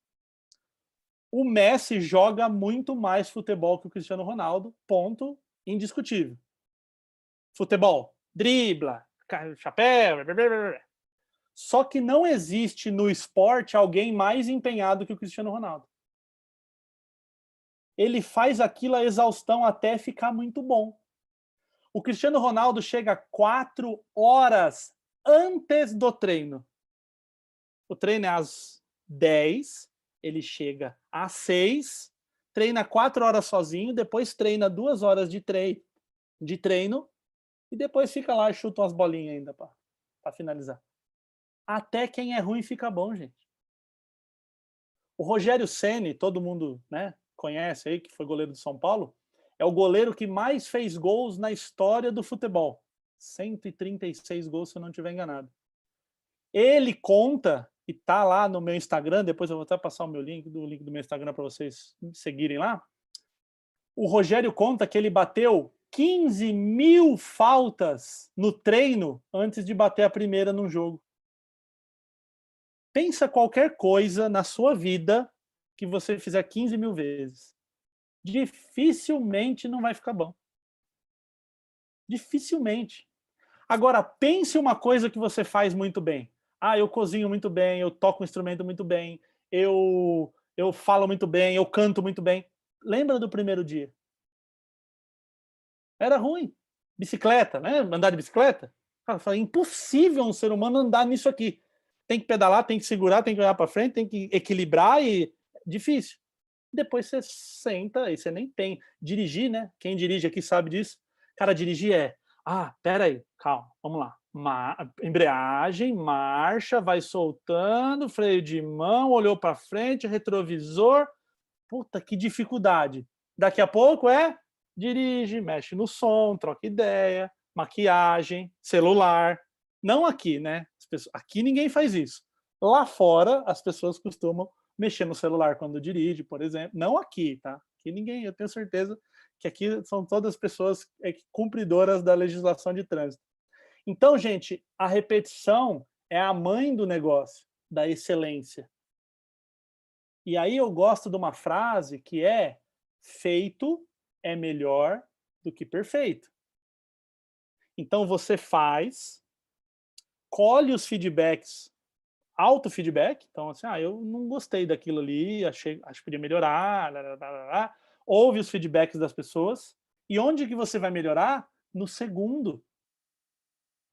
Postei um vídeo, não ficou legal, tal, eu apago e faço de novo. Não. Deixa ele lá e faz o segundo. Segundo, melhor, os feedbacks já são mais legais, você já melhorou. Feedback melhora no terceiro, feedback melhora no quarto, feedback melhora no 5. E assim é eternamente. Eu devo ter mais de 1000 vídeos postados na vida. E é uma constante melhora, constante aprendizado. Sempre. Sempre, sempre, sempre.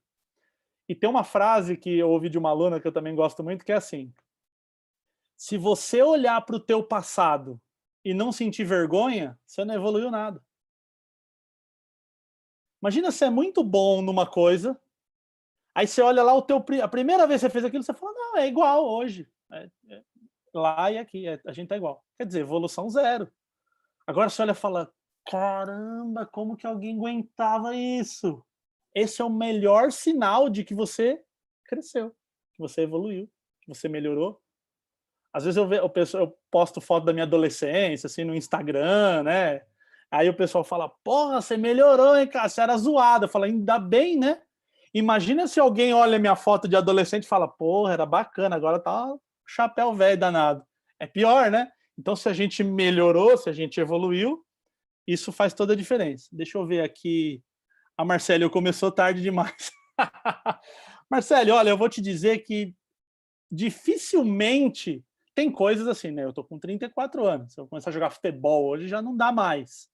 Afinal, primeiro porque eu sou perna de pau, já sou ruim de nascença, mas já tô tarde. Agora, para estudar, para fazer uma faculdade, para conhecimento, eu há 2 anos atrás, quando eu tinha 32 anos, eu tinha uma empresa com 400 funcionários, faturava R$1,5 milhão por mês. Convênio no Sírio-Libanês, aqui em São Paulo, acho que todo mundo no Brasil conhece, né? Onde sempre que dá problema nos famosos, aí vai para o Sírio-Libanês. Convênio Sírio-Libanês, carro da empresa, salário bom, dinheiro, apartamento, viagem, né? Ponto turístico do Brasil, Bonito, Fernando de Noronha, Maragogi, Gramado, tudo. Fui todos esses aí. Vida, larguei uma empresa com 400 funcionários, faturando R$1,5 milhão por mês, para me dedicar ao que eu amo, que é isso aqui. Então, 32 anos, já era. Porra, 32 anos, vou mudar de área agora. Isso me custou um casamento, que minha ex-mulher não aceitar. Falou, você tá maluco, né? Você vai sair e tal. A gente tem boleto para pagar. Eu falei, então fica você, o boleto e a casa e eu tô indo embora. Acabou um casamento, cara, por causa disso. Nunca é tarde. Por que que eu falo que nunca é tarde? Talvez a média de idade aqui do pessoal seja na casa dos 20 anos. Então, eu ter vivido um pouquinho de ano a mais, talvez eu consiga ter uma visão diferente. Quando você tá na idade, você fala, já tá tarde. Mas quando você olha para trás e fala, porra, ainda bem que eu comecei lá, que eu tô aqui hoje, né? Então, se eu comecei a fazer a faculdade lá, mesmo que tarde para os padrões normais, porra, ainda bem que eu tô aqui. Ainda bem que eu consegui isso aqui. Então, isso faz toda a diferença. Antes de encerrar e agradecer, obviamente, a atenção de todos vocês, eu queria que vocês escrevessem no chat por que que valeu a pena estar aqui hoje. O que que você aprendeu hoje, nessa palestra, que você fala assim, cara, cheguei aqui, não sabia e aprendi, e colocar aqui o que você aprendeu. E se alguém quiser dar um feedback, alguém quiser reclamar, alguém quiser falar mal, fiquem à vontade, o palco é de vocês, e colocar o que vocês aprenderam hoje, que é extremamente importante. Ah, Marcele, desculpa, faz muito sentido o que você falou. Desculpa, eu tinha compreendido errado. Ela falou, eu digo que começou tarde demais, pode ir colocando, tá, gente, o que vocês aprenderam aí, pode escrever. Eu digo que começou tarde demais em relação a esperar ficar perfeito para começar. Vou até bater palma aqui, porque isso é muito bom. Não, ainda, nossa, o cabelo ainda não tá bom. Não, a roupa. Não, preciso de luz, assim, na hora que eu tiver a luz, vocês vão ver. E é sempre assim. Eu sempre falo uma ligação assim, ó. Se preparação interferisse no medo de falar em público, todo PhD falaria em público. Todo mestrado falaria em público.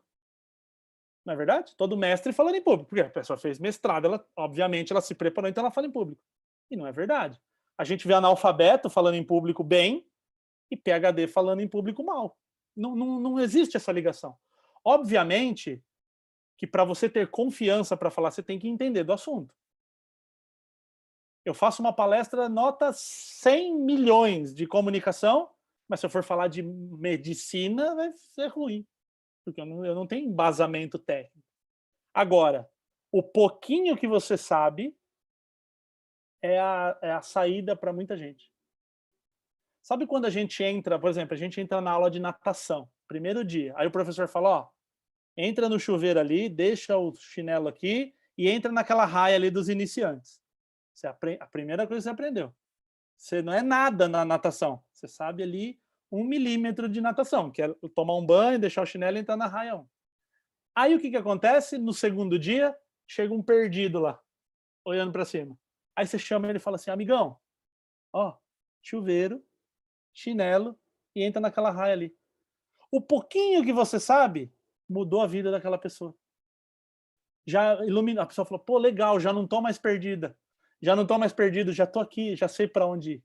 Então isso faz toda a diferença. O pouquinho que você sabe muda a vida. Ah, William, mas eu tô no segundo ano da faculdade. Teu segundo ano impacta na vida do primeiro ano. Ah, mas eu tô no primeiro ano, então não tem quem ensinar. O teu conhecimento impacta quem tá no ensino médio. Ah, tô no ensino médio, impacta quem tá no... Eu não sei mais como chama agora, né? Mas ensino médio, né? Só mó tiozão falando, né? Lá no meu tempo de ginásio, né? Aqueles antigos falando. Mas enfim, vocês entenderam, né? Quem tá atrás se beneficia do teu conhecimento. Vamos ler aqui o que o pessoal está dizendo. Danton. Comunicação é sempre para o outro. Boa. Guarda essa, escreve na parede do quarto, assim, toda vez que você sentir medo de falar em público, você fala. Não é para mim. É por aquela pessoa ali que eu estou fazendo. Mônica, muito obrigada por compartilhar o conhecimento. Gostei muito da sua energia constante do começo ao fim. Já estou te seguindo no Instagram. Boa, Mônica. Aliás, eu vou colocar aqui instagram.com/william.boretti. Sigam lá, todos os dias dicas de como falar bem em público e muito obrigado a Mônica, que já seguiu, e falou da energia. Eu sou hiperativo, eu sou um hiperativo diagnosticado, né? Eu sou portador de TDAH, transtorno do déficit de atenção e hiperatividade. Então, a hiperatividade já é da minha vida. Então, junto uma coisa que eu amo muito fazer, gente, isso aqui, se você falar assim, vamos até 10 da noite, bora. O primeiro dia que eu saí com a minha namorada, a gente não namorava ainda, obviamente, o primeiro dia que a gente saiu, a gente ficou 7 horas conversando. 7 horas. E ela fala, cara, como que a gente ficou... E ela também fala mais que a peste, né?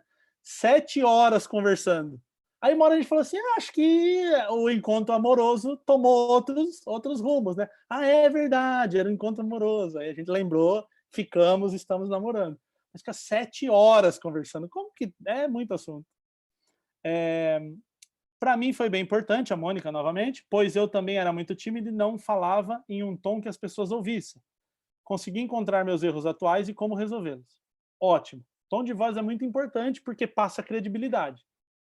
Lembra quando vocês quebravam coisa que era criança? A mãe fala, quem quebrou? O meu vaso. Você nunca falava assim, fui eu. Não, você falava, eu. Não, mãe, eu. Não, sabe o que aconteceu?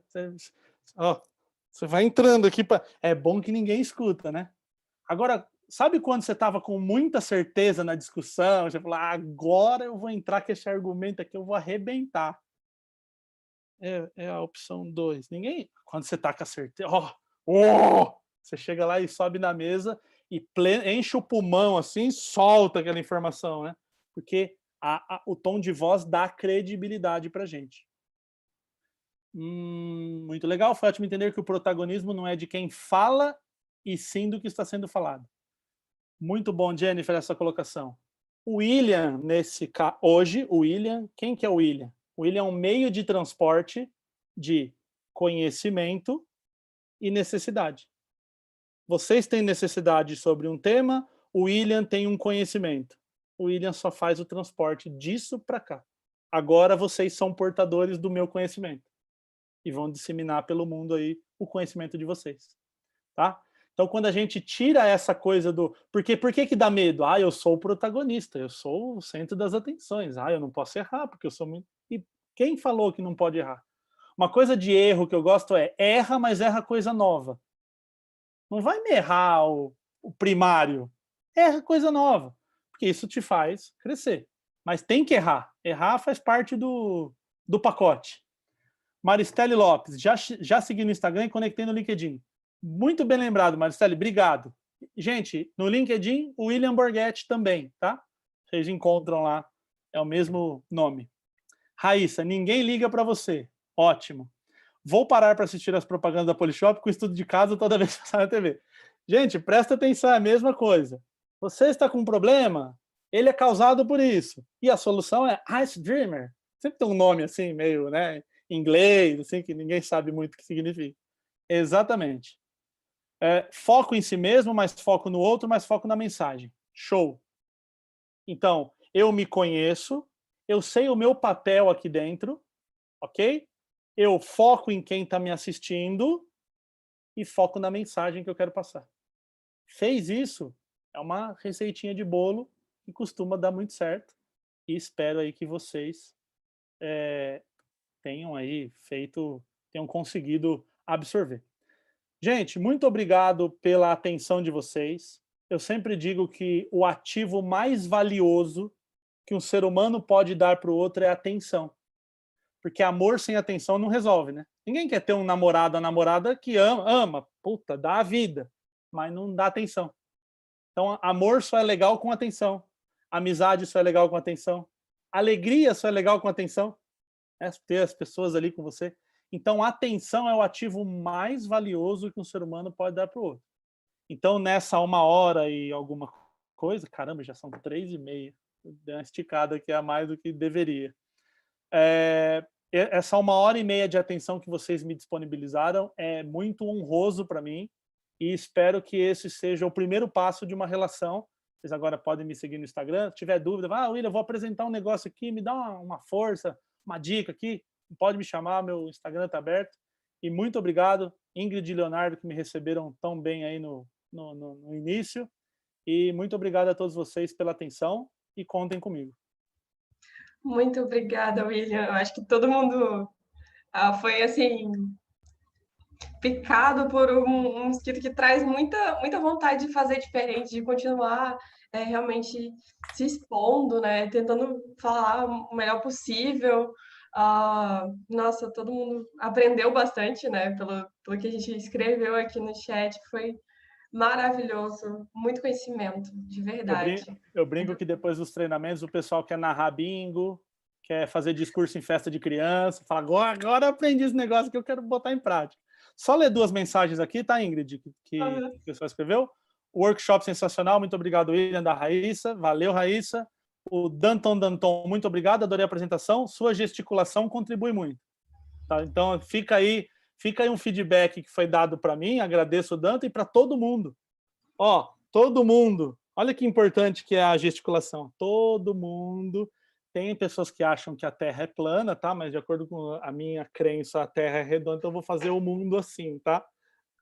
Pra gente não. É só uma questão de crença, tá, gente? Não tem problema quem acha que não seja. Mas, ó, o mundo, vocês, o contexto, a sequência, ok? Então, a gente vai. A gesticulação. Estão perguntando se vem das aulas de italiano. Ah, verdade. Verdade. Cara, o meu avô era italiano e ele ficava bravo, aí ele incorporava o italiano, né? Falava português, tá, mas quando ele ficava bravo, ele entrava no modo. E a gente brinca que se você amarrar um italiano, um descendente, é mudo.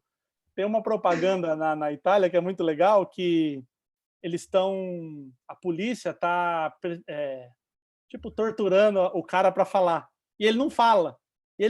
Assim, e o cara bate, ele não fala, caramba, esse cara não vai falar. Aí vem um carcereiro lá e solta a algema. Aí quando solta a mão dele, ele fala, porra, meu, aconteceu isso aqui? Aí ele solta tudo que ele tinha que falar. Ele não estava conseguindo, porque estava com a mão amarrada. Boa, gente, valeu. Muito obrigada. Só tenho a agradecer, William. A gente já vai seguir, já estou seguindo, na verdade, no Instagram, tá todo mundo querendo sempre mais, né? Mais dicas. Isso da gesticulação, inclusive, tem muito a ver com o momento que a gente está vivendo. Tipo, como é que a gente vai gesticular nesse quadradinho aqui, né? Tipo, aliás, tem câmeras e câmeras. Eu acho que o meu quadradinho é bem maior, tipo, pega bem mais do que algumas aí. E é muito difícil você se comunicar, tipo, nessa bolinha aí que eu tenho que olhar, mas na verdade eu não estou olhando para vocês, né? São outros desafios, mas assim, que o que a gente viu hoje já dá um start incrível, assim, de realmente querer dar discurso em aniversário de criança. Muito obrigada. Alguém quer falar alguma coisa? Por favor, me dá o microfone. Se muito alguém legal. quiser falar alguma coisa, eu acho que... Isso, eu ia falar, se alguém quisesse abrir o microfone aí, por favor. Mostrem que deu certo, né? Senão eu vou achar que foi charlatanismo, ninguém... Eu queria agradecer muito aí pelo que você passou pra gente, tipo, achei bem interessante ter aprendido um pouco dessa origem do medo de falar em público, né? Tipo, eu nunca tinha parado para fazer essa associação que era o medo da rejeição, apesar de eu já ter percebido um pouco da minha vivência que era um pouco esse medo do julgamento das outras pessoas que às vezes me atrapalhava. E aí, percebendo isso, eu já consegui dar uma melhorada, mas hoje em dia eu ainda dou umas travadinhas quando tem algo muito importante em jogo, assim, tipo alguma entrevista de emprego, coisa assim. Mas a pequenos passos tenho melhorado e tenho certeza aí que as suas contribuições aí vão ser bem valiosas para continuar melhorando ainda mais. Obrigado, William. Boa, Leonardo, valeu. E, cara, é isso mesmo. É meio óbvio falar assim, é medo da rejeição, medo do julgamento. Isso é óbvio, todo mundo sabe, mas às vezes falta a explicação do porquê, né? Tá, eu sei que é do julgamento, mas e aí? Então você traz de onde está vindo. E lembra, quem era julgado lá na caverna e tinha que sair, morria. Então, assim, ninguém quer ser julgado. A gente se sente mal em ser julgado. Então, isso aí faz toda a diferença. Só para a gente fechar, eu prometo, uma coisa que a Ingrid falou que é bem interessante, quando vocês forem enquadrar o vídeo, tá?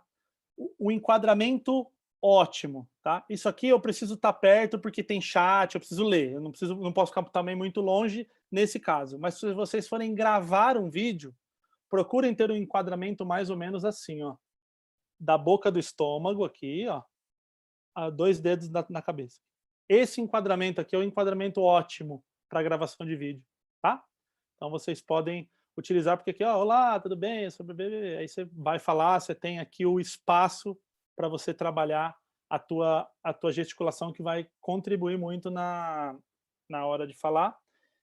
E slide, gente, lembra que quando você põe o slide no Zoom, fica uma telona do slide e você pequenininho. Você é a estrela da apresentação, não é o slide. Então, se for usar slide, se for muito necessário, procura, assim, ó, compartilha, fala ali e, se possível, tira. Conversa com as pessoas. Eu gosto muito de falar assim, você tem que falar com as pessoas, não para as pessoas. Isso que a gente acabou de fazer aqui foi uma conversa. Só entrando, comenta já. Agora, quando eu falo para, fica o negócio do guruzão, que conhece tudo, e aí não tem conexão. Certo? Ingrid, parei, prometo. Nossa, que se a gente pudesse continuar, né? Mas, assim, agradecer mais uma vez e dar alguns recados para os estudantes que hoje tem a assembleia da Benja Estudantil, William. Você acredita? A gente vai ter Oi, uma renovação na cortou diretoria. Cortou? a tua Vocês me conexão ouviram? cortou. Vocês estão me ouvindo agora? Agora sim. Ah, beleza. Então, hoje tem o encerramento, né, do nosso evento. Logo depois do encerramento, tem a Assembleia da Benja Estudantil. Eu vou deixar de ser presidente.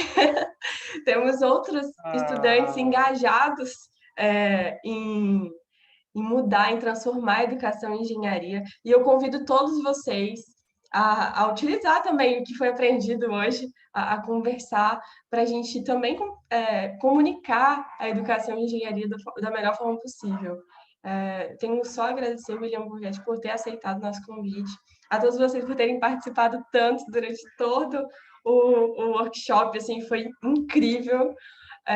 Muito obrigada mesmo. E vejo vocês mais tarde, às 6h30.